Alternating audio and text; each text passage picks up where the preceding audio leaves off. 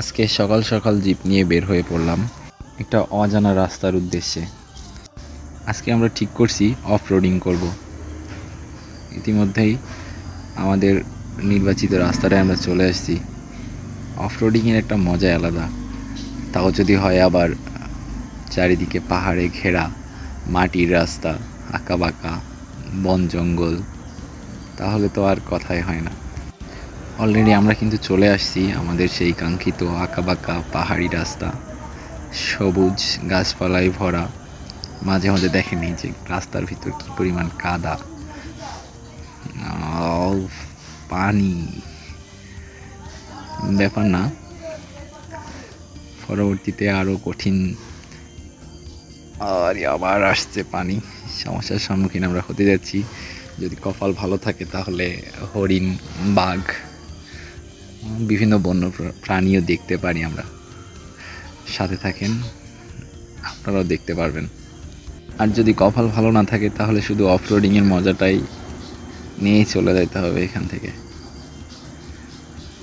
পাহাড়ের মাঝে মাটির রাস্তা, আঁকাবাঁকা ভাঙা, কোথাও নিচু কোথাও উঁচু, এরকম রাস্তায় মানে অফ রোডিং করার মজা আলাদা। আবার এই যে কাদা সহ আজকে কষ্ট করা লাগবে, গাড়ি ধোলাই করা লাগবে, পুরা ভিজে যাবে।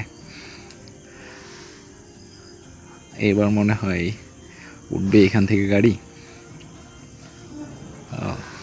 যা ভাবছিলাম তা না, রাস্তা ভালো আছে, যদিও মাটির রাস্তা, কাদা আছে, তারপরেও রাস্তা অনেক শক্ত। এই সূর্য, ওরে বাবা, পুরাই হট। সূর্য আজকে পুরাই হট, একদম গরম। যেরকম গরম, আর চারিদিকে আবারও সূর্যের তাপটা সরাসরি সামনে থেকে পড়ছে চোখের উপর। প্রচণ্ড গরম। কিছুক্ষণ আগেই রাস্তায় পানি হয়েছে, দেখছেন, বৃষ্টি হয়েছে, বৃষ্টির পানি বেঁধে গেছে। তারপর মোটামুটি ভালোই লাগছে আসলে। দৃষ্টিনন্দন জায়গাটা, ছোট ছোট পাহাড়গুলো দেখতে সবচেয়ে বেশি ভালো লাগছে। আর এই যে দেখেন, কোথাও ঘাস ছাড়া নাই। রাস্তায় যে বৃষ্টি হয়েছে এর জন্য কাদা জমে গেছে। কপাল ভালো যে মোটামুটি মাটিটা শক্ত, যার জন্য আমাদের গাড়ি নিয়ে অফ রোডিং করতে তেমন একটা অসুবিধা হচ্ছে না, খুব সহজে গাড়িটা উঠে যাচ্ছে। সব মিলিয়ে ভালোই লাগছে।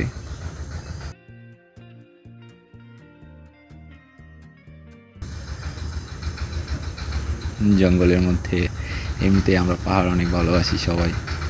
এই যে দেখছেন জঙ্গলের ভিতরে কিন্তু সাইকেল একটা পাওয়া গেছে, তার মানে এখানেই যে আমরা আশেপাশে চলে আসছি রাস্তার।